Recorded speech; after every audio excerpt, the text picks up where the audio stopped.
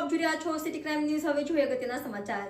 રાજકોટ જિલ્લાના ઉપલેટા તાલુકામાં સમસ્ત હાલારી વાણંદ સમાજ દ્વારા ચૈત્ર આઠમની શાનદાર ઉજવણી કરવામાં આવી।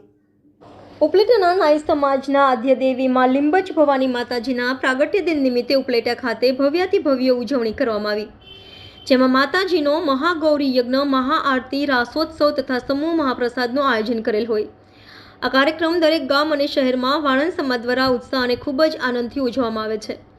ત્યારે ઉપલેટા શહેર તથા તાલુકાના 52 ગામડાઓમાં વસતા હાલારી વાણંદ સમાજના દરેક લોકોએ બહોળી સંખ્યામાં હાજરી આપીને માતાજીના પ્રાગટ્ય ઉત્સવનો લાભ લીધો હતો। સમગ્ર કાર્યક્રમને સફળ બનાવવા માટે ઉપલેટા હાલારી વાણંદ સમાજની કારોબારી સમિતિએ ખૂબ જ જહેમત ઉઠાવી અને કાર્યક્રમને સફળ બનાવ્યો હતો। અહેવાલ Vipul Dhamecha, city crime news, Upleta. Jay Limbach. ચૈત્રી આઠમના મહોત્સવને ઉપલેટા શહેર અને તાલુકો અમે બહોળી સંખ્યામાં બધા ભેગા થયા છે, હાલારી વાણંદ સેન સમાજ। અને સવારથી જ 16/4 ને મંગળવારના સવારથી જ હવન કર્યો, પછી રાસોત્સવ અને ત્યાર હાલારી વાણંદ સમાજ શહેર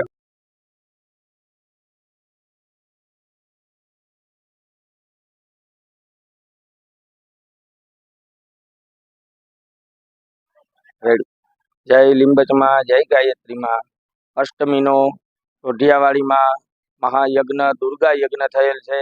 તો અષ્ટમી મહાગૌરી અષ્ટમી કહેવાય। અને આ અષ્ટમી મહાગૌરી જે આ જગતની બ્રહ્મા, વિષ્ણુ અને મહેશની કાલી, લક્ષ્મી અને સરસ્વતી સ્વરૂપે જે શક્તિ રહેલી છે એ આ મહાગૌરી અષ્ટમી છે। આજે ખાલી મહાગૌરીનું નામ શ્રવણ, કીર્તન, જપ કરવાથી આખા યજ્ઞના ફળનું મહાત્મ્ય છે। આખા વર્ષમાં પૂજા ન થઈ હોય અને ખાલી અષ્ટમીના દિવસે નકોળો ઉપવાસ કરી મહાગૌરીનું જપ તપ કરવામાં આવે તો એમ કહેવાય ત્રિવિધ તાપોથી મુક્તિ મળે છે। આધિદૈવિક, આધિભૌતિક, આધ્યાત્મિક આવા તાપોથી મુક્તિ મળે છે। અને આ મહાગૌરી સ્વરૂપે જ આખા જગતમાં સચરાચર જગતમાં વ્યાપી રહી છે। આવી મહાગૌરીની આઠમના દિવસે આજે લોઢિયાવાડીમાં દુર્ગા મહાયજ્ઞ પૂર્ણ કરેલ છે। તો બધાને અષ્ટમીની, મહાગૌરી અષ્ટમીની હાર્દિક શુભકામના।